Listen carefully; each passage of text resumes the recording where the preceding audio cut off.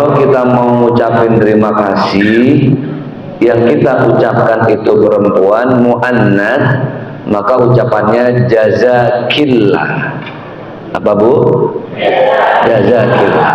Kalau yang mau kita ucapin laki-laki, jazakallah. Apa Bu? Atau jazakumullah. Itu ya. Jangan sampai salah. Kalau perempuan ki, kalau laki-laki ka. Saya pernah ada ibu-ibu, saya ngisi ceramah, terus dia bilang apa, Ustadz, terima kasih ya atas kehadirannya. Iya Bu, sama-sama. Dia bilang apa, jazakillah khair. Langsung saya merasa gimana gitu Bu ya. Jazakillah itu untuk wanita. Ya ketuker nggak apa-apa ya. Baik, Bapak Ibu yang berbahagia, saya mau tanya, makin hari makin canggih, makin modern, lulusan fakultas kedokteran itu sekarang bertambah banyak Pak. Dokter di mana-mana, betul nggak Bu? Saya tanya, semakin banyak dokter, apakah semakin berkurang orang sakit? Tidak. Dokter banyak, yang sakit juga lebih banyak. Ada di sini yang kena kolesterol. Semuanya jangan-jangan nih kolesterol ya. Kolesterol turun, asam urat kambuh. Asam urat kambuh, migrain naik, pusing. Apalagi mikirin tetangga baru beli mobil. Langsung tambah pusing. Oke. Sebenarnya semua penyakit sudah dicontohkan oleh baginda Rasulullah Sallallahu Alaihi Wasallam. Ada obat yang alami yang mencontohkan Rasulullah. Tidak harus bayar. Dokter ini gratis, penyembuh yang sudah Allah ciptakan. Tapi kita tidak sadar kalau yang mau kita bahas dicontohkan Rasulullah itu adalah dokter yang memberikan obat gratis Pak. Yang benar Ustaz, ada. Apa dokter pertama yang sudah Allah siapkan dan itu gratis? Tidak lain adalah matahari. Apa Bu? Matahari. Ibu masih ingat di kampung saya, ini saya asli orang Jakarta, Betawi. Ade di sini orang Jakarta, Ade. Oh Ade. Oh Jakartanya di mana ya Bang? Nggak Ade. Itu Ade 2 orang tuh. Jakartanya di mana ya Bang? Kemanggisan. Oh dekat ini, masya Allah. Ibu-ibu ada orang Jakarta Bu? Nggak ada ya. Orang Jakarta sebenarnya nggak usah nunjuk, udah kelihatan wajahnya wajah bermasalah semua. Sama kayak saya ya. Matahari itu obat Pak. Di Jakarta dulu kalau ada bayi kurang sehat, kuning lahirnya, maka diapain? Dijemur. Matahari itu dahsyat. Matahari pagi dari jam 7:30 sampai jam 9:30 atau jam 10. Itu sedang bagus-bagusnya matahari. Ustadz dari mana taunya? Dari teman-teman saya yang kuliah di kedokteran senior, kemudian dari artikel-artikel dan dari sejarah para ulama. Makanya jangan heran Buya Hamka, tahu Buya Hamka? Seorang tokoh asalnya dari mana?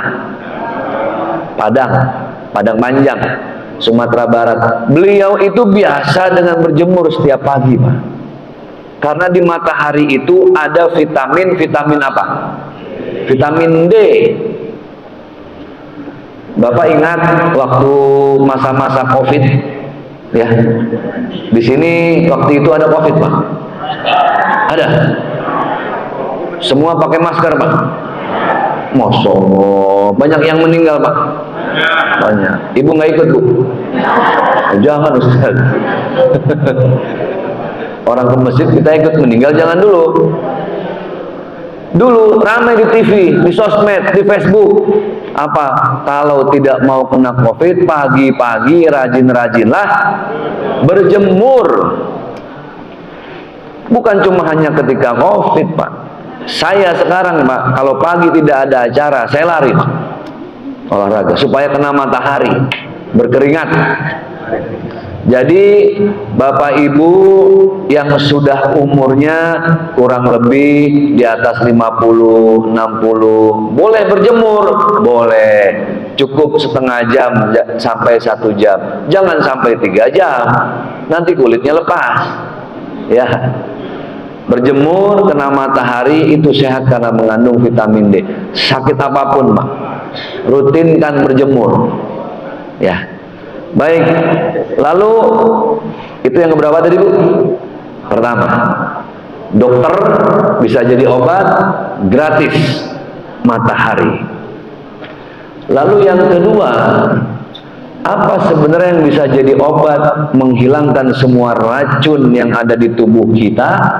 Bahasa kedokterannya detoksifikasi, pembuangan racun.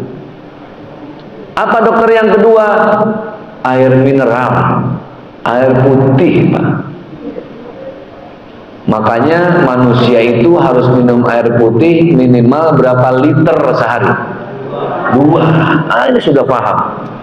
2 liter, Pak. Baik, Bapak Ibu kalau ingat dulu ada ustadz penceramah kondang di TV, namanya sudah meninggal, namanya almarhum Kiai Cepot. Ya, ingat ya, yang kalau ceramah sampai terbang-terbang itu, heboh ceramahnya. Kebiasaan beliau punten apa? Ngopi, ngerokok. Ustaz ngerokok, saya ngerokok. Ngopi, ngerokok, tapi sangat jarang minum air putih, Pak. Bisa dihitung. Mungkin sehari 1 gelas. Bapak Ibu tahu, di umur yang baru masuk 63 tahun, biar beliau terkena kanker usus. Akhirnya buang air besarnya itu tidak bisa dengan jalur yang normal, harus dilubangi dari perutnya. Nauzubillahimin. Ini air putih dahsyat, Pak. Ini ciptaan Allah, ini obat. Terus bagaimana Rasulullah, para ulama mengajarkan minum air putih? Sebaik-baiknya Bapak kalau minum air putih, berapa kali tegukan sunnahnya? 3 kali. Berapa kali, Pak? 3. Sebelum tegukan pertama, bismillah. Contoh, saya contoh ini, Pak. Ini air, ya. Minum. Bismillahirrahmanirrahim. Kebetulan haus, Bu. Selesai, alhamdulillah atau alhamdulillahirabbil alamin. Tegukan kedua, bismillah. Selesai, alhamdulillah. Ketiga, bismillah, alhamdulillah. Airnya menghilangkan haus, baca doanya menjadi amal jariah dunia akhirat. Bapak, kenapa Rasulullah tidak pernah minum sekali minum kayak kita, Pak? Blok. Bapak pernah ngerasain minum sekali habis glek, capek apa tidak? Capek, Pak. Kenapa? Karena kita membuang racun yang ada di hidung, karbon dioksida masuk dia ke air. Coba bayangkan, hebatnya Rasulullah itu sampai ngajarin cara minum yang sehat. Sekali lagi, berapa kali tegukan? 3. Awali setiap tegukan dengan bismillah, akhiri dengan Bapak amalkan, sehat, hilang semua penyakit. Kok bisa? Karena tidak ada racun yang masuk ke dalam air, karena sampai 3 kali. Dan ini guru saya waktu saya kuliah di Al-Azhar, Pak, dia ngajarin satu hal. Orang beragama itu bukan hanya ngurusin sholat, Pak. Beragama bukan hanya ngurusin umroh, haji, sedekah. Beragama itu ya jaga kesehatan. Makanya banyak ulama yang bilang mahkota manusia bukan harta, mahkota manusia bukan jabatan, mahkota manusia itu sehat. As-sihhatu tajud. Ibu pilih mana? Punya sehat, punya uang 5.000, apa sakit uangnya 5 juta? Ayo. Sehat 5.000, sakit 5 juta. Mana yang lebih baik? Sehat uangnya 5 juta. Tuh. Kata dosen saya apa? Sebaik-baiknya minum itu sebelum dan sesudah bangun tidur dengan air putih hangat. Sebelum dan sesudah tidur. Habis sholat isya nih Bapak ya, jam 8 lah di rumah misalnya. Selesai doa, zikir, wirid sebentar, dalam keadaan wudhu, Bapak minum air putih hangat dengan cara seperti tadi, 3 tegukan, 1 gelas saja, selesai tidur. Maka ketika kita tidur, metabolisme sedang beristirahat, dibuanglah zat beracun itu Pak. Dan kenapa setiap orang bangun tidur itu pasti bawaannya, maaf Bu, buang angin? Betul nggak? Tanda-tanda kita sehat bangun tidur itu maunya buang angin Bu.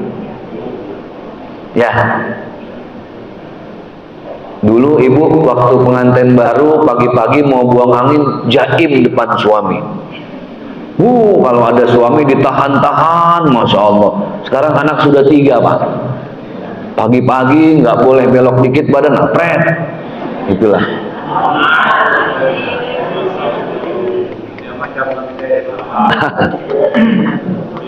Mati. Mati lampu. Oke. Nunggu dulu berarti ya.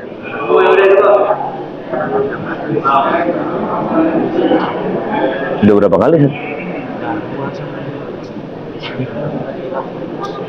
Ini serius mau nyantem ya? Iya.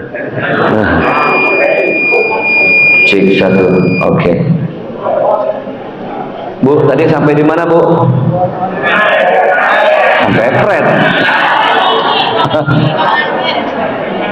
Buang angin.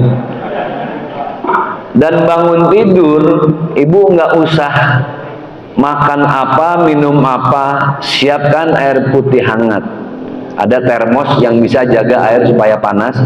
Siapkan itu, bangun tidur, Masya Allah. Itu sehat.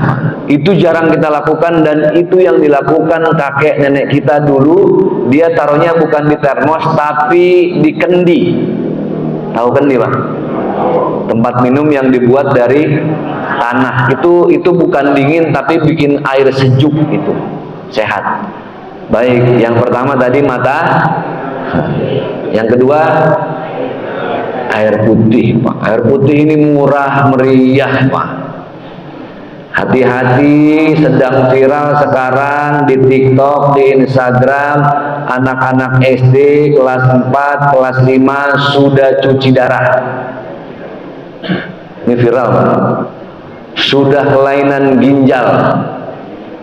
Bapak tahu kenapa harus cuci darah? Karena fungsi ginjal itu untuk memfilter, menyaring mana darah yang bagus, mana darah yang buruk.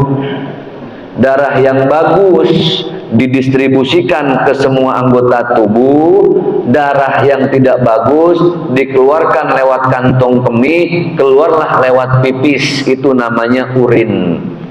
Ginjal sudah tidak berfungsi, maka harus cuci darah. Bukan ginjal lagi yang nyuci, mesin.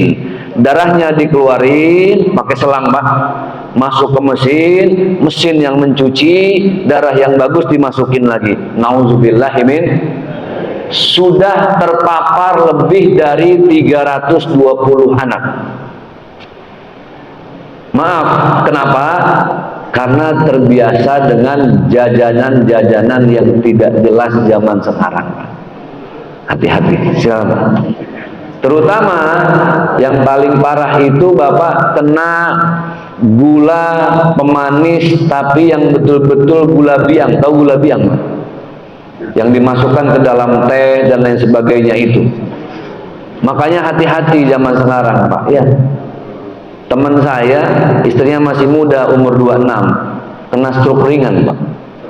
Stroke ringan karena dia sudah sangat terbiasa minum tiap hari, harus minum teh botol. Tahu teh botol? Belum minum kalau belum minum teh botol. Jadi dia minum air putih 2 gelas masih haus. Tapi kalau sudah kena teh botol baru dia merdeka. Sekarang Masya Allah siang sudah terbaring kaku Pak di rumah sakit. Hati-hati, jaga kesehatan. Al-wiqayatu khairum minal ilaj. Pencegahan itu lebih baik daripada pengobatan.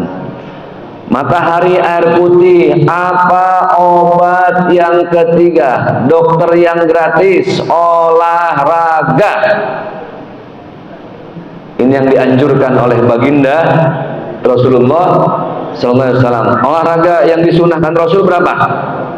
3. Memanah, berkuda, berenang. Apa Bu?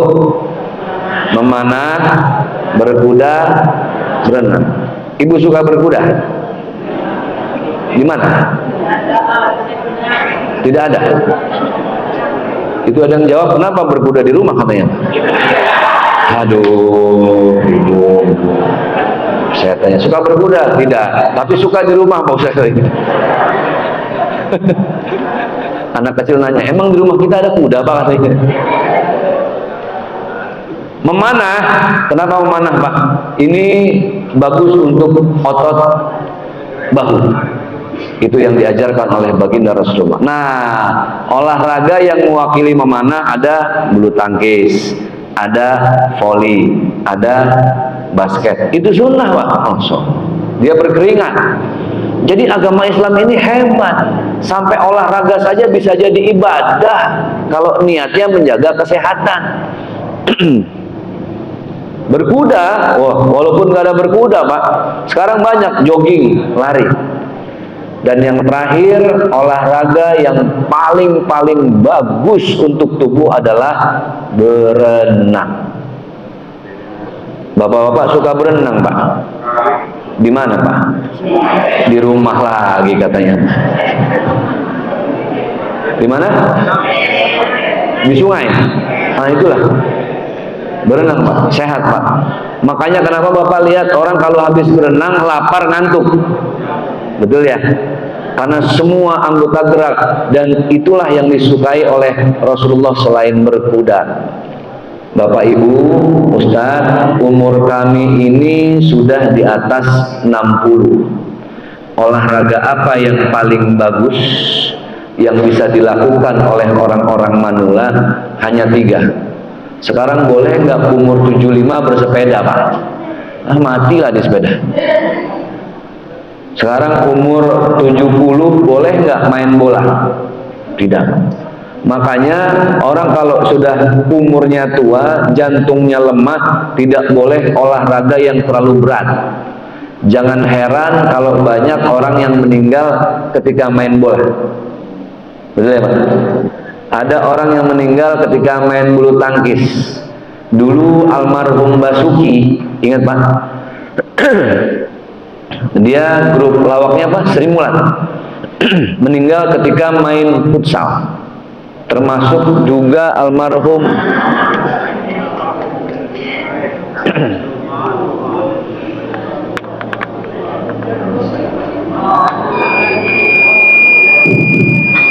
ya, sampai di mana deh Pak? Basuki. Bukan pret lagi Pak. Almarhum Benyamin Sueb meninggal lagi main bola. Ajima Said olahraga. Belum lama suaminya BCL fitness. Bapak, cuma 3 olahraga yang boleh dilakukan oleh orang-orang yang sudah manula, tua, masa senja. 1, jalan kaki. Biasa, jalan kaki biasa Pak. Ya, santai, tenang. 2, yoga. Yoga itu terlepas dari, bukan yoga yang pakai meditasi Pak, yoga yang bergerak-gerak santai itu. Dan yang ketiga yang masih boleh berenang. Makanya Bapak, kalau ada yang kakinya kena osteoporosis, tulang rapuh, kemudian urat kejepit atau tulang belakang geser, itu satu-satunya terapi yang paling efektif berenang. Bapak sekarang yang kalau jalan udah susah, tumit sakit, dengkul sakit, malah sering minum obat, itu salah Pak. Itu ketergantungan. Maka Bapak Ibu yang sudah mulai sakit dari duduk, udah mulai susah berdiri, jalan sakit, sholat sakit, duduk di antara dua sujud sakit, berenanglah setiap hari Pak. Setengah jam selesai, setengah jam selesai. Itu sunnah baginda Rasulullah Sallallahu Alaihi. Baik, yang ketiga olahraga. Obat yang keempat apa Pak? Istirahat. Itu dokter yang murah meriah Pak. Tidur. Tapi ingat, tidur nyenyak itu bukan tergantung merek kasurnya apa. Ada yang tidur di atas spring bed mereknya King Coil, tapi dia beli kasurnya nyicil 12 tahun. Nyenyak tidurnya Pak? Tidak. Setiap tidur kepikiran apa? Nah, hutang. Tapi banyak yang tidur cuma di atas kardus, tapi dia bisa nyenyak, tenang, damai. Bukan masalah kasurnya, tapi masalah hatinya. Itulah kenapa Bapak Ibu yang berbahagia, ini sunnah Rasulullah. Sholat isya, zikir, baca Al-Quran sebelum tidur. Sekali lagi, sholat isya, zikir wirid, baca Al-Quran, minum air putih hangat, lalu jangan lupa awali tidur dengan baca Al-Fatihah. Apa Bu? Al-Fatihah. Setelah Al-Fatihah baru Bapak Ibu baca Bismillahirrahmanirrahim, Bismika Allahumma ahya wa bismika amut. Tidur dahsyat itu Pak. Itulah tidurnya baginda Rasulullah Sallallahu Alaihi Wasallam. Istirahat ini Pak perlu. Makanya punten, mohon maaf lahir batin, biasanya kalau sudah di atas umur 55, 60 ke atas sudah payah kalau kita begadang Pak. Tidak tidur semalaman, badan pagi itu terasa remuk Pak. Itulah umur dan usia. Bapak dulu tegap, perkasa, naik motor pun tidak pakai jaket Pak, selesai sudah. Tapi sekarang Bapak jangankan naik motor, keluar rumah Pak nggak pakai jaket pun masuk angin sudah. Itulah bedanya usia ya. Baik, dan yang berikutnya yang nomor 5 apa Ustadz? Pilihlah makanan-makanan yang sehat. Contoh, Rasulullah itu sarapannya hanya air putih hangat dicampur madu, kurma 7 butir. Air putih hangat, madu, kurma 7. Orang di sini sarapannya apa? Wah, lontong.